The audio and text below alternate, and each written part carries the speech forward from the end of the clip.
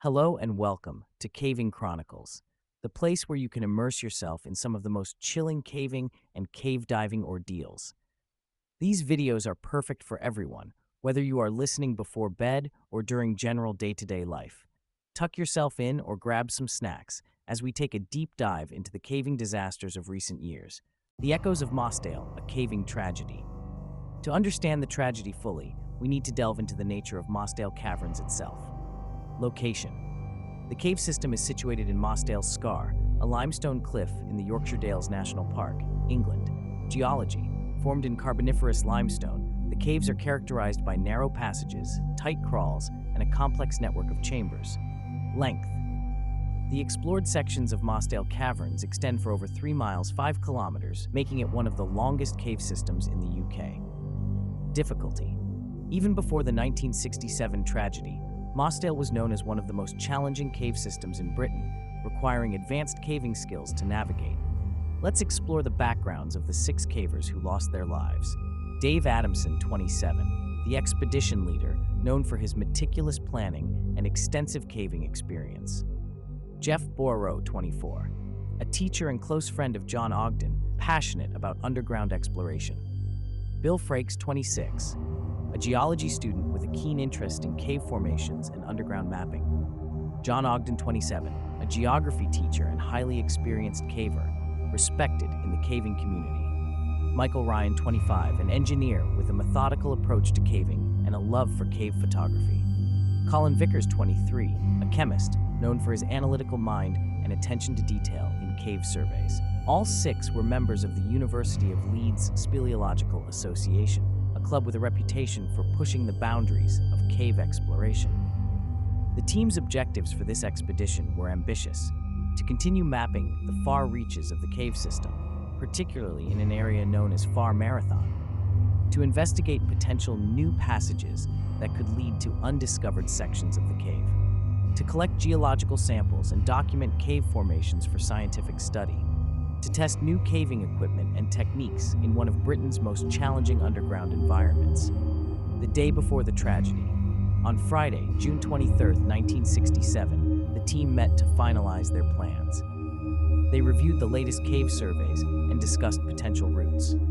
Weather forecasts were checked, indicating a chance of rain, but nothing severe. Equipment was meticulously prepared, including ropes, lights, and provisions for a long day underground. The team agreed on a call-out time of 11 p.m., after which a rescue would be initiated if they hadn't returned. Saturday, June 24, 1967, dawned bright and clear. The team gathered at the Devonshire Arms in Grassington for a hearty breakfast before setting out. Spirits were high as they drove to the cave entrance, unaware of the impending disaster. Inside the cave, as the team progressed deeper into Mossdale Caverns, they encountered several notable features. The entrance series, a tight, twisting passage that requires cavers to crawl on their stomachs. The marathon crawl, a long, low passage nearly half a mile in length, infamous for its physical demands. The stream passage, a section where the cave's main watercourse flows, usually a manageable trickle. Rough chamber, the largest known chamber in the system, used as a resting point. Far Marathon, the remote section where the team planned to focus their exploration. The flood that trapped the cavers was not a sudden event, but a gradual buildup. 200 p.m. Light rain begins to fall on the surface. 330 p.m. Rainfall intensity increases, with the ground becoming saturated. 500 p.m. The secondary team exits, noting higher water levels, but not yet alarming. 630 p.m. Heavy thunderstorms begin, dramatically increasing the rate of water flow into the cave. 800 p.m. Mossdale Beck overflows its banks, flooding the cave entrance. 900 p.m. The entire entrance area is submerged, cutting off any escape route. The rescue effort was one of the largest in British caving history. Over 300 people were involved, including cavers, police, and local volunteers. The army provided pumps and equipment to help divert water from the cave entrance. Cave divers attempted to reach the trapped team, but were forced back by strong currents and debris. A borehole was drilled from the surface in a desperate attempt to reach potential air pockets, but without success. The operation continued non-stop for 5 days, with rescuers working in shifts around the clock. The tragedy had a profound effect on the caving community and the local area. Many experienced cavers questioned whether to continue the sport. The families of the victims struggled with the decision to leave the bodies in the cave initially. The local community of Grassington was deeply affected, with many residents involved in the rescue efforts. The incident sparked a national debate about the risks of extreme sports and exploration. The Mossdale disaster led to significant changes in caving practices. Improved weather monitoring became standard for cave expeditions. Stricter protocols for call-out times and rescue initiations were established. Better communication systems between surface and underground teams were developed. Cave flooding prediction models were created and refined. Caving clubs increased their focus on safety training and equipment standards. Mossdale Caverns remains a subject of both fascination and trepidation. Access is strictly controlled, with only experienced cavers granted permission to enter. Scientific studies continue, focusing on hydrology and cave formation processes. Efforts to extend the known passages of the cave system are ongoing, but with extreme caution. The site has become a place of pilgrimage for cavers who come to pay respects to the 6 who lost their lives. Annual memorials are held to honor Dave Adamson, Jeff Boreau, Bill Frakes, John Ogden, Michael Ryan, and Colin Vickers. Their legacy continues to influence and inspire the caving community, serving as a reminder of both the allure and the dangers of underground exploration. The story of the Mossdale Caverns tragedy is a testament to human courage, the power of nature, and the enduring spirit of exploration. It remains one of the most significant events in the history of British caving, its echoes still reverberating through the tight passages and vast chambers of the underground world. The tragedy of Nutty Putty Cave, a descent into darkness. On the eve of Thanksgiving in 2009, the Jones family was filled with excitement. John Edward Jones, a 26-year-old medical student from Stansbury Park, Utah, had decided to take a break from his studies and spend quality time with his family. Little did they know that this holiday would become etched in their memories for all the wrong reasons. John, standing at 6 feet tall and weighing about 200 pounds, was athletic and adventurous. He had some caving experience from his younger years, but hadn't been in a cave for several years. His brother Josh, an experienced caver, suggested they explore Nutty Putty Cave, a popular spot among local spelunkers. Nutty Putty Cave, located about 55 miles south of Salt Lake City, was named for its soft, brown clay walls that resembled nutty putty when wet. The cave system, discovered in 1960, stretched nearly 1,500 feet into the earth, featuring a series of narrow passageways and larger chambers. Its challenging terrain had attracted thousands of visitors over the years, from novice explorers to seasoned cavers. On November 24, 2009, John, Josh, and 10 other friends and family members set out for their caving adventure. They arrived at the cave entrance around 8 p.m., excited about the exploration ahead. The group entered the cave, marveling at the unique formations and the thrill of venturing into the unknown. As they progressed deeper into the cave, the passages became increasingly narrow and complex. About 400 feet into the cave and 100 feet below the surface, John made a critical error. He mistook a narrow, unmapped passage for the birth canal, a tight but navigable route he remembered from his youth. This passage, barely 10 inches across, at its narrowest point, proved to be a deadly trap. John, moving headfirst, squeezed into the tight space. As he inched forward, the passage narrowed further. Suddenly, he found himself unable to move forward or backward. His body was wedged at an awkward angle, head down at about 70 degrees, with one arm pinned against his side and the other stretched out above his head. The realization of his predicament hit John hard. Panic set in as he called out for help. His brother Josh, hearing the distress in John's voice, quickly made his way to him. The sight that greeted Josh was horrifying, his brother trapped in a position that looked impossible to escape. Josh immediately alerted the rest of the group and called for emergency services. By 12:30 a.m. on November 25th, the first rescuers arrived at the cave. What followed was one of the most complex and heartbreaking rescue operations in Utah's history. The rescue team faced numerous challenges. The narrow, twisting passages made it difficult to bring in equipment. The soft, crumbly nature of the cave walls added to the danger, as any attempts to widen the passage risked a cave-in. Rescuers had to work in shifts, often lying on their stomachs in the confined space, inching their way towards John. As hours passed, John's condition deteriorated. The inverted position put immense strain on his body. Blood pooled in his brain, causing swelling and affecting his ability to think clearly. His chest was compressed, making it increasingly difficult to breathe. Despite these challenges, John remained conscious and communicative for much of the ordeal. Rescuers set up a communication line, allowing John to speak with his wife, Emily, who was pregnant with their second child. These conversations, filled with love and hope, would later become cherished final memories for Emily. The rescue efforts were relentless. Teams worked around the clock, employing various techniques to free John. They set up a complex system of ropes and pulleys, hoping to hoist him out of the crevice. At one point, they managed to move him a few feet, raising hopes of a successful rescue. However, this small victory was short-lived. In a cruel twist of fate, an anchor in the cave wall failed, causing John to slip back into his original position. This setback was devastating, both live for John, and emotionally for the rescue team. As Thanksgiving Day dawned, the mood at the cave entrance grew increasingly somber. Family members, friends, and onlookers maintained a vigil, clinging to hope, even as the chances of survival diminished with each passing hour. Local media arrived, broadcasting updates to a community that had become invested in John's fate. Inside the cave, rescuers continued their Herculean efforts. They considered desperate measures, including the possibility of amputating John's legs to free him. However, the risks associated with such a procedure in the confined space of the cave were deemed too great. The lack of room to administer anesthesia or handle potential complications made this option unfeasible. As the hours ticked by, John's condition worsened.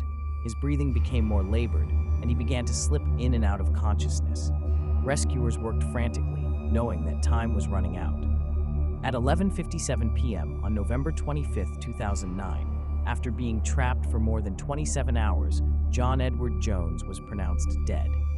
The cause was believed to be cardiac arrest due to the effects of prolonged inverted suspension, which had placed unbearable stress on his body. The tragedy didn't end with John's death. Recovering his body posed significant risks to rescue personnel. The narrow passage and unstable cave structure made retrieval attempts extremely dangerous. After careful consideration and consultation with John's family, officials made the heart-wrenching decision to leave his body in the cave. In the days that followed, the entrance to Nutty Putty Cave was sealed with concrete, turning it into John's final resting place. A memorial plaque was placed at the entrance, bearing John's name and a poignant message about the preciousness of life. The Nutty Putty Cave tragedy had far-reaching impacts. It led to increased focus on caving safety, with many organizations reviewing and tightening their protocols. The incident sparked discussions about the management and accessibility of potentially dangerous cave systems. For the Jones family, the loss was immeasurable. Emily, John's wife, was left to raise their young daughter and soon-to-be-born son without their father. The family's faith and the support of their community helped them navigate the difficult years that followed. John Edward Jones' story continues to resonate with people around the world.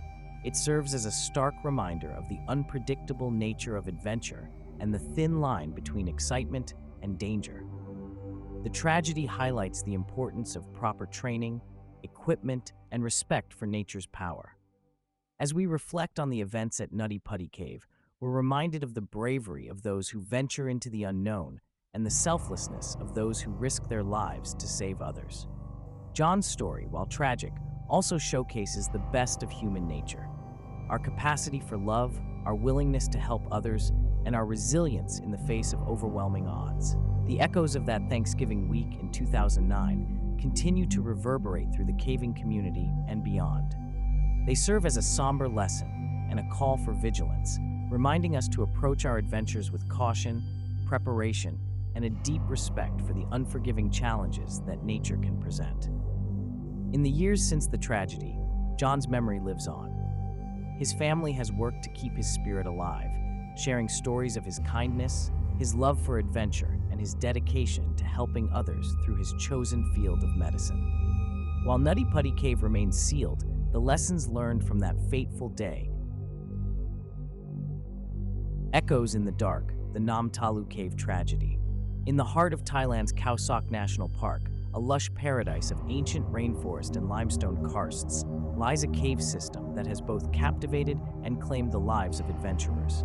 Nam Talu Cave, with its winding passages and stunning rock formations, stands as a testament to nature's beauty and its unforgiving power.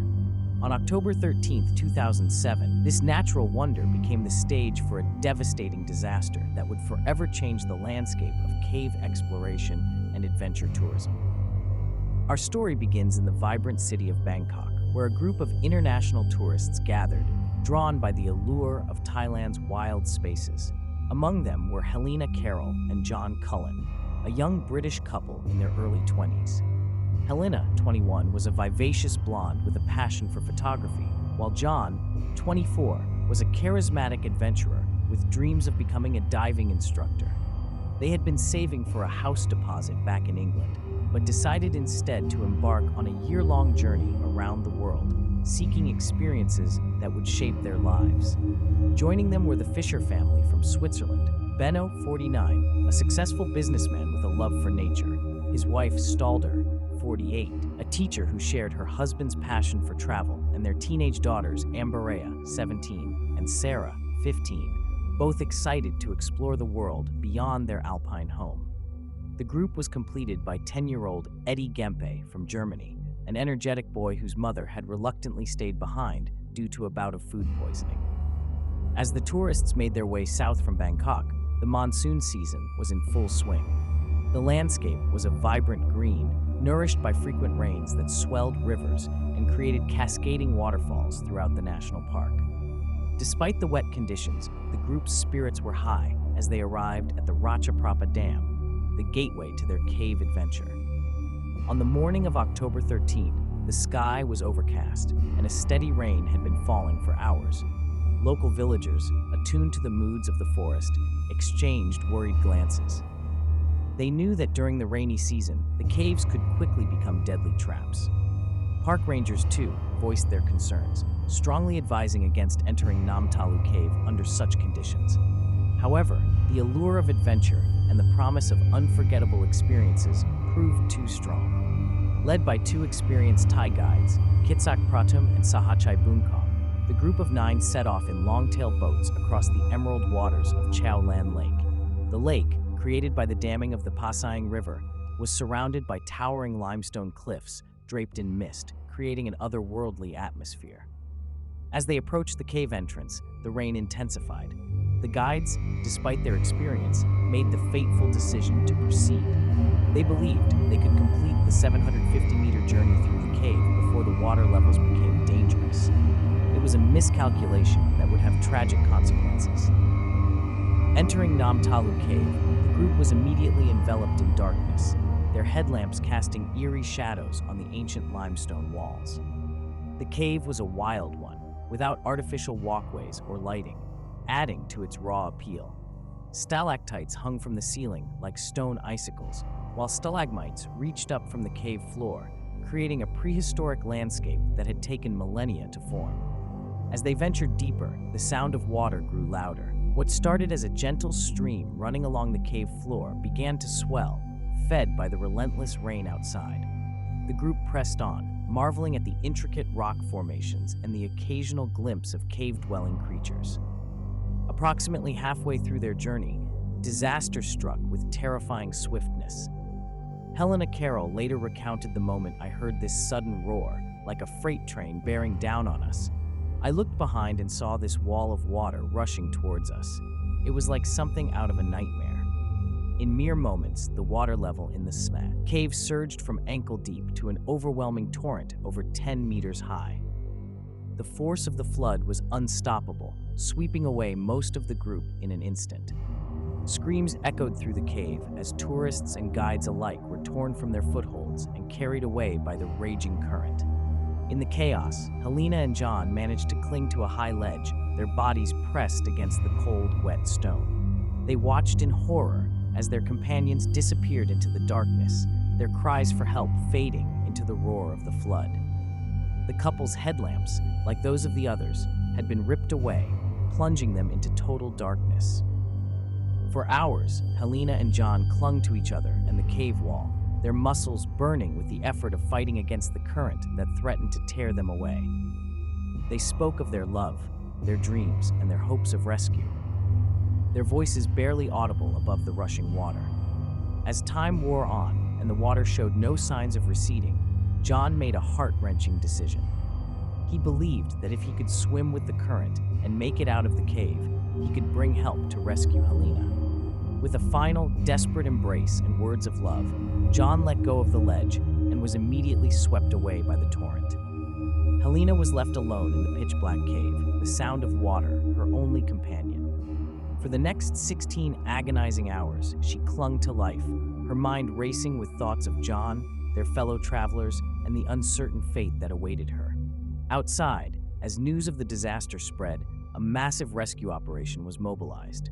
However, the continuing rain and dangerous water levels made it impossible for rescuers to enter the cave safely. It wasn't until the following morning, as the floodwaters began to recede, that rescuers were finally able to reach Helena. Weak, hypothermic, and in shock, she was brought to safety, her first words a desperate inquiry about John's fate. The answer, when it came, was devastating. Over the next few days, as the waters continued to subside, the full extent of the tragedy became clear. 8 lives had been lost: John Cullen, the Fisher family, young Eddie Gampy, and the 2 Thai guides. Their bodies were found at various points along the cave system and beyond, some having been carried all the way to the cave's exit by the powerful current. The aftermath of the Nam Talu cave disaster was marked by grief, questions, and a demand for accountability.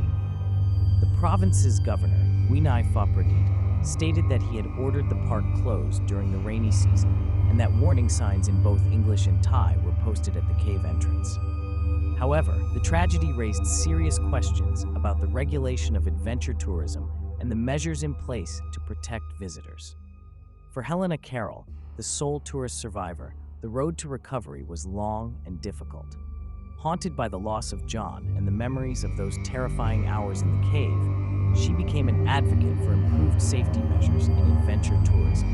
Her story, shared in interviews and documentaries, served as a powerful reminder of the risks inherent in exploring wild places. The Nam Talu cave tragedy sent shockwaves through the caving and tourism communities worldwide.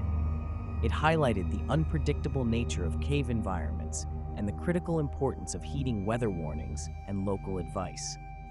In Thailand and beyond, stricter regulations were implemented for cave tours, with many operators refusing to conduct trips during the rainy season. Tragically, the lessons of 2007 were not enough to prevent future incidents. In a chilling echo of the earlier disaster, another group found themselves in peril in Nam Talu Cave in August 2023. While most of the tourists were safely evacuated, a Thai tour guide, Pongyos Kurdi, lost his life when a sudden flood swept through the cave, proving that even with increased awareness, nature's power remains a formidable force. Today, Nam Talu Cave stands as a silent memorial to those who lost their lives within its depths. The entrance, once inviting to adventurers, now bears warning signs and barriers, a stark reminder of the events of October 13, 2007. For those who know its history, the cave's beauty is forever intertwined with the tragedy that unfolded in its dark passages. As we reflect on the Nam Talu Cave disaster, we're reminded of the delicate balance between human curiosity and nature's might. It serves as a somber lesson in respect for the environment, the importance of responsible tourism, and the preciousness of human life. The echoes of that fateful day continue to resonate, teaching us that in the face of nature's power, caution and wisdom must always prevail. The story of Nam Talu Cave is more than a tale of tragedy. It's a call to action for better safety measures, more responsible tourism practices, and a deeper understanding of the natural world we seek to explore. As we venture into the wild places of our planet, may we carry with us the lessons learned from those who went before, ensuring that their loss was not in vain. In the end, The Namtalu Cave tragedy reminds us that while the allure of adventure is strong, the respect for nature's power must be stronger. It is a story that will continue to be told, a cautionary tale for future generations of explorers, and a tribute to those whose lives were cut short in pursuit of the wonders that lie hidden in the depths of our world. The depths of darkness, the Pluragrada Cave tragedy. In the rugged wilderness of Rana, Norway, nestled within the Arctic Circle, lies a subterranean world that has long captivated the imagination of explorers and scientists alike. Pluragrada, a vast network of underwater caves, stands as the deepest cave system in northern Europe. Its icy waters and labyrinthine passages have drawn cave divers from around the world, each seeking to unravel its mysteries and push the boundaries of human exploration. But on February 6, 2014, this underground realm became the stage for a harrowing tale of survival, loss, and unprecedented bravery that would forever change the landscape of cave diving. Our story begins in the depths of the Norwegian winter.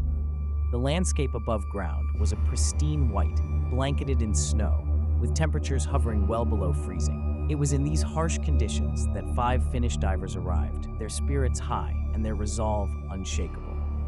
These men were not just hobbyists, they were among the elite in the world of cave diving. 1. Kai Kankinen, 36, a seasoned explorer with a calm demeanor and a passion for pushing limits.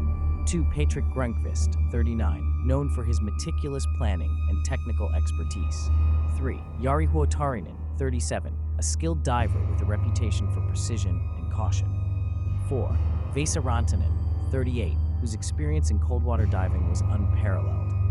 5. Jari Usimaki, 34, the youngest of the group, but no less experienced, with a keen eye for underwater navigation. These men were no strangers to Pluragrada. In fact, Kai and Patrik had made history just months earlier, in the autumn of 2013, by discovering a connection between Pluragrada and the Steinuglafloget dry cave. This breakthrough had opened up new possibilities for exploration, and it was this success that had brought them back to Norway in the dead of winter. Their plan was ambitious, to traverse the entire Pluragrada system, entering through one entrance and exiting through another. This route would take them to depths of around 130 meters, 427 feet, and cover a distance of over a kilometer underwater. It was a challenge that would test their skills, their equipment, and their endurance to the limit. As they prepared their gear on that fateful February morning, breaking through the thin layer of ice that had formed over the cave's entrance, the mood was one of excited anticipation. They meticulously checked and double-checked their equipment dry suits to protect against the near-freezing water, multiple tanks of carefully mixed breathing gases, powerful underwater lights, and state-of-the-art rebreathers that would recycle their exhaled breath, extending their dive time. The dive was expected to take about 5 hours, a duration well within their capabilities. As they submerged into the icy waters, leaving behind the world of sunlight and air, none could have foreseen the tragedy that awaited them in the darkness below. Descending deeper into Pluragrada, the divers navigated through a series of narrow passages and vast chambers. Their powerful lights illuminated a world of otherworldly beauty, intricate rock formations sculpted over millennia, crystal-clear waters that seemed to glow with an inner light, and the occasional glimpse of the unique cave-dwelling creatures that had adapted to this lightless realm. As they reached the deepest part of their dive, approximately 110 meters, 360 feet below the surface, disaster struck. Jari Huotarinen, an experienced diver known for his caution, encountered a problem while attempting to switch his breathing apparatus. In the unforgiving environment of an underwater cave, where every movement must be precise and controlled, Huotarinen became entangled in an equipment cord. The next few moments were a blur of frantic activity. His teammates, realizing the gravity of the situation, rushed to assist. But in the confines of the narrow passage, with visibility reduced by the silt stirred up by their movements, their efforts were in vain. Despite his extensive experience and the desperate attempts of his friends to save him, Huotarinen drowned, unable to free himself from the entanglement. The loss of Huotarinen was a devastating blow to the team, but the situation was about to become even more dire. Jari Usimaki, a upon discovering his friend's lifeless body, was overcome with panic.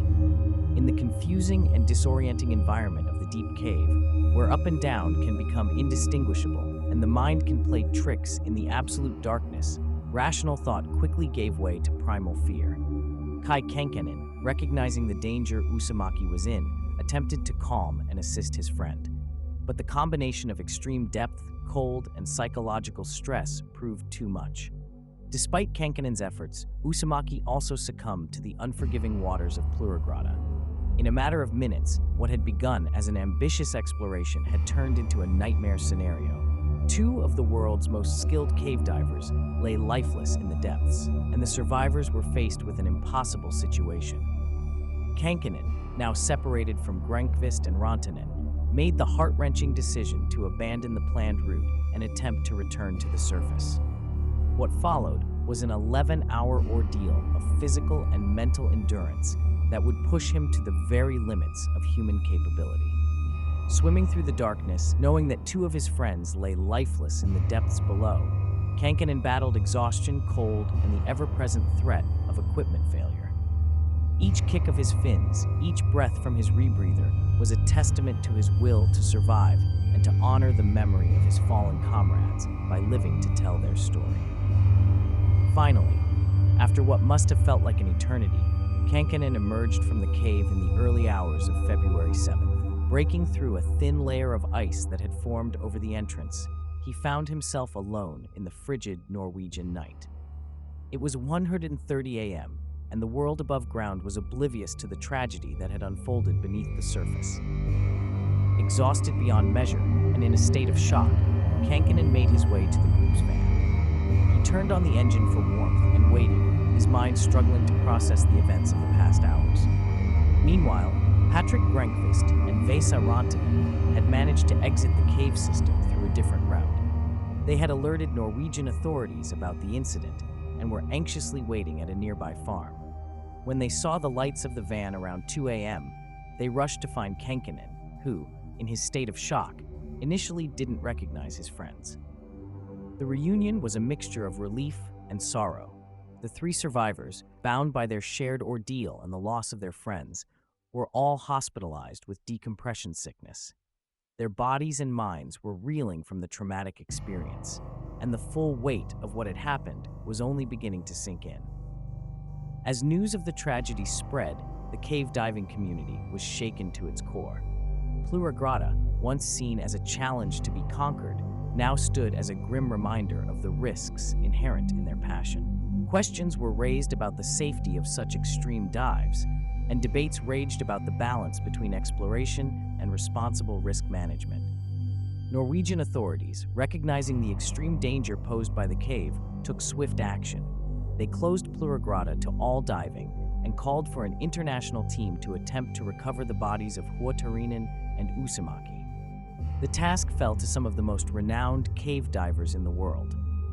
British divers Richard Stanton, John Valanthan, and Jason Mallinson, names that would later become famous for their role in the 2018 Thai cave rescue. These elite divers attempted a reconnaissance dive into Plurigrada, but even they were forced to conclude that a recovery operation was too dangerous. The extreme depth, near-freezing water temperatures, and complex cave geometry made the risks unacceptably high. A diving ban was placed on the cave, and it seemed that Huotarinen and Uzumaki would be left to rest in the dark depths of Plurigrada. For the survivors and the families of the deceased, the thought of leaving their friends in the underwater tomb was unbearable. Despite still suffering from the physical and emotional effects of their ordeal, Grunkvist, Rantanen, and Kenkenin made a decision that would test the limits of their courage, skill, and friendship. Without official authorization and in direct defiance of the explicit ban on diving in the cave, the survivors organized a clandestine mission to recover the bodies of their fallen comrades. They assembled a team of experienced divers from Finland and Lithuania, each willing to risk their lives to bring closure to the families and honor the memories of Huotarinen and Uzumaki. Over 5 grueling days, this team carried out one of the most daring and dangerous recovery operations in the history of cave diving. Their efforts were documented in the film Diving into the Unknown, a powerful testament to the bonds of friendship and the indomitable human spirit in the face of tragedy. The recovery operation was a masterclass in technical diving and underwater logistics. The team had to navigate the same treacherous passages that had claimed the lives of their friends, all while managing the additional challenge of transporting the bodies. Each dive required hours of decompression, and the psychological toll of the mission was immense. Against all odds, they succeeded.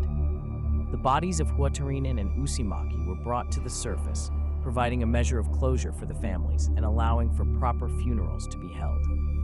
The divers' actions, while technically illegal, were met with understanding by the Norwegian authorities, who recognized the extraordinary circumstances and the deep emotional need that had driven the mission. The Plurigrada incident serves as a sobering reminder of the risks inherent in extreme exploration. It led to increased safety measures and a reevaluation of protocols within the cave diving community. Discussions about the ethics of pushing human limits in such unforgiving environments gained new urgency, and many divers found themselves reassessing their own relationship with risk. The diving ban on Plurigrada was eventually lifted on March 31, 2014, but the cave would forever be associated with the events of that February day. For many in the cave diving world, it became a place of pilgrimage, a site to pay respects to fallen comrades, and to reflect on the fine line between adventure and disaster. Tragically, the story of Plurigrada does not end there. On April 3, 2024, a decade after the 2014 tragedy, the cave claimed another life. Jared Hires, a respected technical cave diving expert and general manager of Dive Right, suffered a fatal seizure while diving in Plurigrada. This incident reignited discussions about the safety of cave diving and the allure of these dangerous underwater realms. As we reflect on the Plurigrada cave incident, we are reminded of the thin line between adventure and disaster, the power of human resilience, and the importance of respecting nature's most challenging environments. The courage displayed by the survivors in their recovery mission stands as a testament to the depths of human compassion and the unbreakable bonds forged in the face of adversity. The echoes of those lost in the depths of Plurigrada continue to resonate through the cave diving community and beyond. Their story serves as a lasting reminder of the courage, skill, and sacrifice of those who dare to explore the unknown. It challenges us to consider the value we place on exploration and discovery, and the price we are willing to pay for pushing the boundaries of human experience. In the end, the Plurigrada tragedy is more than just a cautionary tale. It is a story of human endurance, of friendship that transcends death, and of the insatiable curiosity that drives us to explore the darkest corners of our world. As long as there are unexplored caves and uncharted depths, there will be those who are called to venture into them. And as long as there are such explorers, the lessons learned from Plurigrada will continue to guide and protect them, ensuring that the sacrifices made in those icy waters were not in vain. Thanks for watching. Please don't forget to subscribe for more of the world's most intriguing caving exploration videos. Please leave any recommendations or story ideas you may want to hear in the comments section. And remember, where darkness meets danger, we dig deeper.